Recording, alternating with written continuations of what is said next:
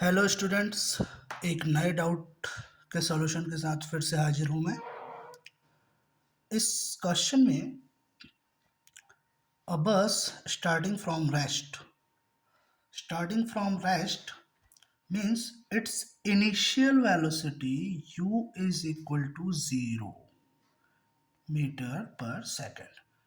Starting from rest means यदि कोई भी ऑब्जेक्ट रेस्ट से चलना स्टार्ट करता है तो उसकी इनिशियल वैल्यू कितनी, वेलोसिटी कितनी होगी? Zero.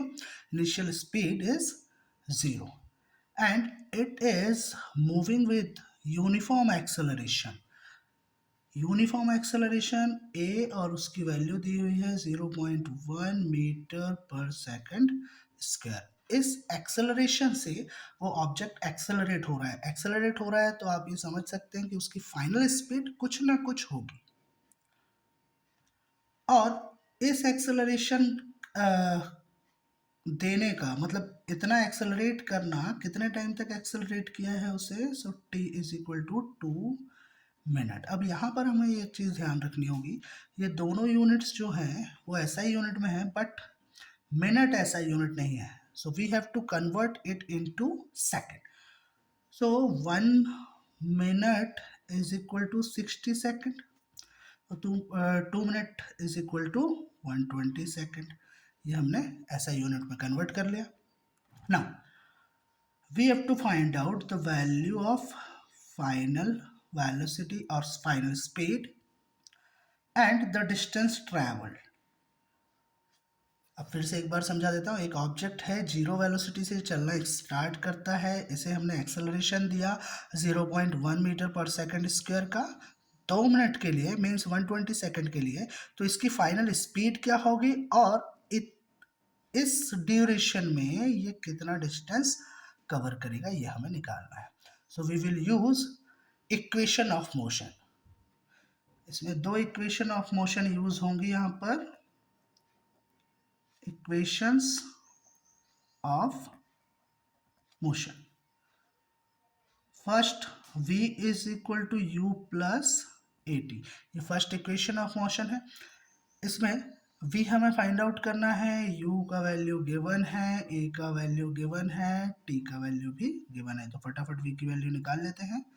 0 plus a is 0.1 into 120। So value of final velocity or velocity acquired by the object is 12 meter per second. Clear? So it is our first answer. Now ये first solution हो गया। Second solution के लिए फिर से हम एक equation of motion का यूज करेंगे, that is s is equal to u t plus half a t square. S is distance travel, U initial velocity, T time period, A acceleration, T time। अब यहाँ पर initial velocity हमारे पास 0 है, time है 120 second, plus half into ए का value है 0.1 into T square means 120 into 120। अब ये 0 से 120 को मल्टीप्लाई किया तो ये पूरा फैक्टर हो गया 0। यहाँ पर हमारे पास है हाफ इंटू 0.1, तो इसे हम लिख लेते हैं 1/10। 0.1 को 1/10 लिख सकते हैं इंटू 120 इंटू 120। तो ये एक जीरो से ये एक जीरो गया, 2 1 जा 2, 2 6 जा 12, ये तो जीरो है, तो 12 6 जा 72।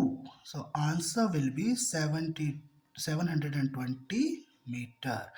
This will be the distance traveled by the object. Now we have to put the answers। मैं हमेशा आपसे बोलता हूँ कि at last आपको आंसर जरूर पुट करना चाहिए। तो पहला आ जाएगा the speed acquired is equal to 12 meter per second and the distance traveled is equal to 720 meters. Okay students,